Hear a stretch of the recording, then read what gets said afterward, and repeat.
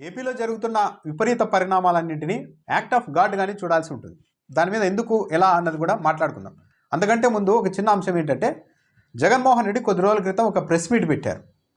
ఏది చంద్రబాబు నాయుడు నీతి ఆయోగ్కు సంబంధించిన అంశాలన్నీ ప్రస్తావిస్తే జగన్మోహన్ రెడ్డి కౌంటర్గా ప్రెస్ మీట్ పెట్టి అవన్నీ అబద్ధం, తలసరి ఆదాయం కావచ్చు, అప్పుల తీవ్రత కావచ్చు, అన్నింటిలోనూ తలసరి ఆదాయం, రెవెన్యూ ఆదాయం, ఇవన్నింటిలో మొత్తం మీద ఆర్థికంలో చంద్రబాబు నాయుడు ప్రభుత్వం కంటే వైసీపీ ప్రభుత్వంలోని చాలా బెటర్ పర్ఫార్మెన్స్ ఉందంటూ గణాంకాలతో సహా ఆయన వివరించారు. ఆ రోజు మాత్రం దానికి కౌంటర్ ఇచ్చేందుకు ఏ తెలుగుదేశం పార్టీ నాయకుడు ప్రెస్ మీట్ పెట్టలేదు. ఎందుకంటే జగన్మోహన్ రెడ్డి డేటా చూపించి, అది కూడా నీతి ఆయోగ్ ఆర్బీఐ రిపోర్ట్లను సంబంధించి, కాగ్కు సంబంధించిన రిపోర్ట్లను చూపించి ఇందులో ఏది అవాస్తవమో చెప్పండి అని ఛాలెంజ్ చేశారు. ఒక్కరూ మాట్లాడలేదు. తెలుగుదేశం పార్టీ వాళ్ళు కూడా డిబేట్లు కూడా పెట్టలేదు టీవీ ఛానళ్ళల్లో. జగన్మోహన్ రెడ్డి చెప్పింది అబద్ధమని ఖండించే ప్రయత్నం కూడా, ఆ సాహసం కూడా చేయలేదు. ఆర్థిక మంత్రి కూడా మాట్లాడలేదు. అంటే జగన్మోహన్ రెడ్డి చెప్పినవన్నీ నిజాలని అర్థం. కానీ ఈరోజు జగన్మోహన్ రెడ్డి వల్లభనేని వంశీని పరామర్శించిన తర్వాత మీడియా సమావేశంలో కొన్ని వ్యాఖ్యలు చేస్తే, ఆ వ్యాఖ్యలపైన మాత్రం డిబేట్లు నడుస్తూ ఉన్నాయి. 5-6 తెలుగుదేశం పార్టీ ఎమ్మెల్యేలు మాట్లాడారు. కొల్లు రవీంద్ర, పట్టాభి, గన్నవరం ఎమ్మెల్యే ముగ్గురు ప్రత్యేకంగా ఒక మీడియా సమావేశం ఏర్పాటు చేసి మరీ జగన్మోహన్ రెడ్డికి కౌంటర్ ఇచ్చారు. ఎందుకు ఇచ్చారంటే, ఇది చాలా ఈజీ అంశం కదా, ఓన్లీ పొలిటికల్ యాంగిల్, దీంట్లో నిజానిజాలతో సంబంధం లేదు, బురద జల్లడమే. కానీ డేటాకు సంబంధించిన అంశాల్లో అలా సాధ్యం కాదు. అందుకు ఆ రోజు మౌనంగా ఉన్నారు. ఈరోజు మాత్రం జగన్మోహన్ రెడ్డి మీద విరుచుకుపడుతూ ఉన్నారు. సాధారణంగా ఎక్కడైనా సరే, ఏ రాష్ట్రంలో అయినా ఒక పార్టీ అధికారంలోకి వచ్చిన తర్వాత 2-3 ఏళ్ళ తర్వాత కొమ్ములు మొలుస్తాయి, అహంకారం తలకెక్కుతుంది. కానీ తెలుగుదేశం పార్టీ కూటమి ప్రభుత్వ తీరు మాత్రం అందుకు పూర్తి భిన్నంగా ఉంది. అధికారంలోనికి వచ్చిన తొలి రోజు నుంచే బహిరంగంగా తమ అధికార బలాన్ని, విచ్చలవిడితనాన్ని ప్రదర్శిస్తూనే ఉన్నారు. ఏమాత్రం వెనకడుగు వేయలేదు. బహుశా ఇప్పటికే పలుమార్లు అధికారంలోనికి వచ్చి పలుసార్లు ఓడిపోయారు కాబట్టి పద్ధతిగా ఉన్నా లేకున్నా ఓడిపోవడం అన్నది ఖాయం. కాబట్టి అధికారంలో ఉన్న రోజులు రెచ్చిపోదాం, మన ఇష్టానికి రాజ్యాన్ని వెళ్దాం అని ఆ నిర్ధారణతో ఇలా చేస్తున్నారు ఏమో, కానీ బాగా రెచ్చిపోయి అయితే పనిచేస్తూ ఉన్నారు. వైఎస్ఆర్ కాంగ్రెస్ పార్టీ వాళ్ళని పదే ఒక రెడ్ బుక్, మీ అందరినీ అరెస్ట్ చేస్తామని ఒక బుక్ను చూపెడుతూ ఉన్నారు. కానీ ఆ బుక్కు వైసీపీ వాళ్ళు భయపడడం లేదు. ఈ విషయం తెలుగుదేశం పార్టీ వాళ్ళకి ఇంకా అర్థం అవుతున్నట్టుగా లేదు. వైఎస్ఆర్ కాంగ్రెస్ పార్టీలో ఎలా ఉంది పరిస్థితి ఇప్పుడు అంటే, చిన్న స్థాయి కార్యకర్తల నుంచి పెద్దవాళ్ళ వరకు, ఒకవేళ మమ్మల్ని అరెస్ట్ చేస్తే చేయనండి, అది కూడా ఒక మంచిగా, మమ్మల్ని అరెస్ట్ చేస్తే మమ్మల్ని పరామర్శించేందుకు జగన్మోహన్ రెడ్డి వస్తే బాగుండు, కీలకమైన నేతలు వస్తే బాగుండు అనుకునే స్థాయికి వైసీపీ శ్రేణులు వెళ్ళిపోయారు. సామాన్య కార్యకర్తల నుంచి మాజీ మంత్రుల వరకు ఈ అరెస్టుల అంశం పైన, ఈ రెడ్ బుక్ పైన ఇప్పుడు ఎవరిని కదిలించినా వాళ్ళు స్పష్టంగా ఒకటే చెప్తున్నారు, ఏమవుద్ది అరెస్ట్ చేస్తే పోతాం, 2-3 నెలలు ఉండి వస్తాం, అంత మాత్రాన వీళ్ళు రెడ్ బుక్ అరెస్ట్ చేస్తామంటే భయపడి రాజకీయం వదిలేసి దీంట్లో దాక్కోలేం కదా పిరికి వాళ్ళలాగా, చేస్తే చేసుకొనియండి, ఎంతకాలం చేస్తారు, వీళ్ళ అధికారం ఎంత రోజులు ఉంటుందో మేము చూస్తాం, జైలుకి వెళ్ళేందుకైతే రెడీ అనే స్థాయికి, ఆ స్థితికి వచ్చేసారు కంప్లీట్గా. కాస్త రాజకీయంగా అనుభవం ఉన్న వైసీపీ నాయకులైతే ఈ విచ్చలవిడితనం ఇంకా పెరగాలనైనా, అప్పుడే మాకు కూడా మంచిదే, రాజకీయంగా మాకే మంచిదే అని మాట్లాడుతూ ఉన్న ఉదంతాలు కూడా ఉన్నాయి. కానీ తెలుగుదేశం పార్టీ మాత్రం అసాధారణమైన నష్టాన్ని కూటమి ప్రభుత్వం మూటగట్టుకుంటోంది.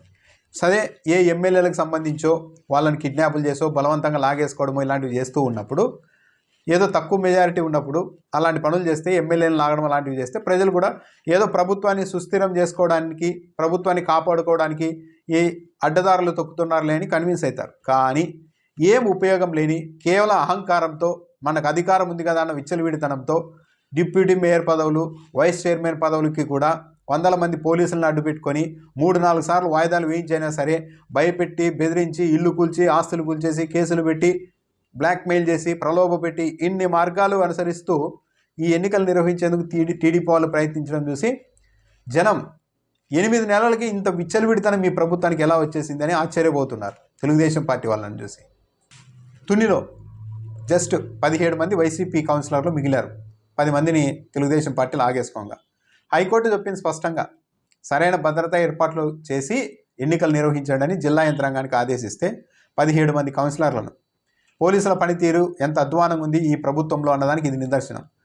ఒక 100 మంది పోలీసుల్ని ఒక వలయంగా చుట్టూ పెట్టి 17 మంది కౌన్సిలర్లను కౌన్సిల్ హాల్ వరకు, ఎన్నికలు జరిగే హాల్ వరకు తీసుకెళ్ళినంత అసమర్థ స్థాయిలో జిల్లా యంత్రాంగం, పోలీస్ యంత్రాంగం ఉందా? జిల్లా ఎస్పీ ఏం చేస్తున్నారు?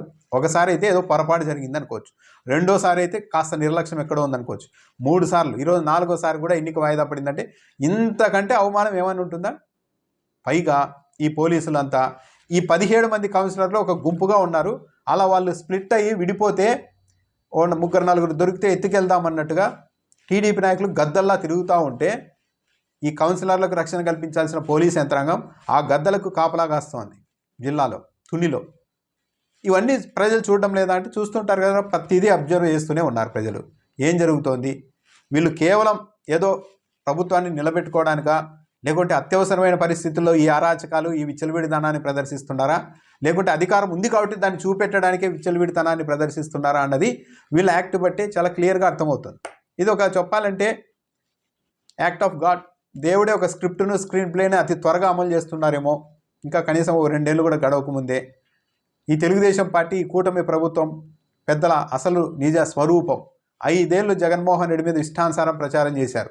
ఆయనకు సంబంధం ఉన్నవి లేనివి అన్నీ కలిపి ప్రచారం చేశారు. కానీ ఈ 8 నెలల్లోనే ఇంత విచ్చలవిడిగా బహిరంగంగా నడి రోడ్డు మీదే బస్సుల మీద దాడి చేసి కార్పొరేటర్లను, కౌన్సిలర్లను ఎత్తుకుపోతూ ఉంటే ఆ పక్కనే 100 మంది పోలీసులు ఉండి కూడా చోద్యం చూస్తూ ఉన్నారు అంటే ఇదంతా ఏమనాలి? ఎక్స్పోజ్. తెలుగుదేశం పార్టీ, ఈ చంద్రబాబు నాయుడు పరిపాలన, ఈ కూటమి ప్రభుత్వం, అందులో డిప్యూటీ సీఎంగా ఉన్న పవన్ కళ్యాణ్ గారి మౌనం, ఇవన్నీ చూడండి మీరు, ప్రజలు అర్థం చేసుకోండి అని ఒక దేవుడే, ఒక గాడే వీళ్ళ చేత ఇలాంటి విచ్చలవిడి పనులు చేయిస్తున్నారేమో. వీళ్ళ నిజస్వరూపం ప్రజలకు మరింత బాగా అర్థం కావాలన్న ఉద్దేశంతో ఈ స్క్రిప్ట్ అమలు చేస్తున్నారేమో అనిపిస్తుంది. లేకుంటే 40 ఏళ్ళ అనుభవం అని చెప్తారు ముఖ్యమంత్రి చంద్రబాబు నాయుడు గారు. నీతివంతమైన రాజకీయాలు చేయడం కోసమే మేమంతా కలిసామని చెప్పారు పవన్ కళ్యాణ్ గారు. అలాంటి వాళ్ళు ఉన్న చోట ఇంత బహిరంగంగా, ఇంత విచ్చలవిడిగా దాడులు, ఎత్తుకెళ్ళడాలు, కిడ్నాపులు చేయడాలు, పైగా ఎదురు కేసులు పెట్టడాలు ఇంత జరుగుతూ ఉన్నా కూడా వీళ్ళు కూడా ఏమీ మాట్లాడడం లేదంటే ఇంకంతే. ఇదంటే వినాశకాలే విపరీత బుద్ధి అన్నట్టుగా. కాకపోతే ఏంటివి? డిప్యూటీ మేయర్ల కోసం, వైస్ చైర్మన్ల కోసం ప్రభుత్వం ఇంత నవ్వులు పాలు కావాలన్నా రాష్ట్ర వ్యాప్తంగా? ఏదో తునిలో జరిగితే తునిలో మాత్రమే ప్రభావం చూపుతుందనే స్థితిలో ఇప్పుడు లేదు. మీడియా, సోషల్ మీడియా అన్నీ ఉన్నాయి కాబట్టి ఒక చోట విచ్చలవిడితనం అన్నది రాష్ట్రం మొత్తం బేరే చేసుకుంటున్నారు. అక్కడ అలసిస్తే రాష్ట్రం మొత్తం మీద ఇదే చేస్తారు కదా వీళ్ళు, అధికారం ఉంది కాబట్టి అని ప్రజలు ఆలోచించుకునే స్థాయికి వెళ్ళిపోయారు తెలుగుదేశం పార్టీ. ఈ రెడ్ బుక్ అని ఏదో నారా లోకేష్ని పెద్ద నాయకుడిలాగా, ఆయనతో పెట్టుకున్న వాళ్ళంతా కేసులు పడి లోపలికి వెళ్ళిపోతారని భయపెట్టడానికి, ఆయన్ని ఎలివేట్ చేసుకోవడానికి ఈ రెడ్ బుక్ పనికి వస్తుందేమో. కానీ ఈ రాష్ట్ర ప్రభుత్వాన్ని, పోలీస్ యంత్రాంగాన్ని సర్వనాశనం చేస్తున్నారు, పేరు ప్రతిష్టల్ని. ఈ రాష్ట్రానికి సంబంధించి, ప్రభుత్వానికి సంబంధించి, పోలీస్ వ్యవస్థకు సంబంధించి జస్ట్ ఈ రెడ్ బుక్ అని, అసలు రెడ్ బుక్ అని ఇంత ధైర్యంగా, అదే ఇంకో పార్టీ వాళ్ళు, ఏ వైసీపీ వాళ్ళు ఈ రెడ్ బుక్ అని 5 ఏళ్ళు అని ఉంటే రూల్ ఆఫ్ లా ఎక్కడుంది? అంబేద్కర్ రాజ్యాంగానికి అవమానం కదా? ఈ భారతదేశంలో, ఈ రాష్ట్రంలో అంబేద్కర్ రాజ్యాంగం మాత్రమే అమలు కావాలి, వైసీపీ వాళ్ళు మాత్రం రెడ్ బుక్ రాజ్యాంగం అంటున్నారు, వాళ్ళ రాజ్యాంగాన్ని పెట్టుకున్నారని ఇదే మీడియా రోజు చర్చలు పెట్టి ఉండేవాళ్ళ కాదా? కానీ ఈరోజు మాత్రం రెడ్ బుక్ అంటే అదేదో దైవ కార్యంలాగా, అదేదో భగవద్గీతలాగా ఎలివేషన్లు, టీవీలో చర్చా కార్యక్రమాలు పెడుతూ ఉన్నారు. అయితే ప్రజలు అన్నీ గమనిస్తూ ఉన్నారు. ఈ చర్యల వల్ల అహం తగ్గచ్చు, కక్ష తీర్చుకున్నామన్న సంతృప్తి మిగలవచ్చేమో. కానీ ఇది ప్రభుత్వాన్ని కాపాడుకోవడానికి, ప్రజల్లో మంచి మార్కులు తెచ్చుకోవడానికి, ఇదొక మంచి పాలన, మంచి ప్రభుత్వం అనిపించుకోవడానికి ఎట్టి పరిస్థితుల్లోనూ ఈ పరిణామాలన్నవి అవకాశం కల్పించవు. తెలుగుదేశం పార్టీ ప్రభుత్వం విపరీతంగా నష్టాన్ని మూటగట్టుకుంటుంది. ఈ రెడ్ బుక్ని ఇంకా ఎంత విచ్చలవిడిగా అమలు చేసే కొద్దీ అది ప్రతిపక్ష వైఎస్ఆర్ కాంగ్రెస్ పార్టీకే ప్లస్ అవుతుంది. వాళ్ళు జైలుకి వెళ్ళొచ్చు, కొన్ని ఇబ్బందులు ఉండవచ్చు, కానీ ప్రజల్లో మాత్రం తెలుగుదేశం పార్టీ మీద ఏహభావాన్ని అయితే ఈ రెడ్ బుక్ ఒకటి చాలు. ఇలాంటి వ్యవహారాలు నడిపితే ఈ బుక్తో.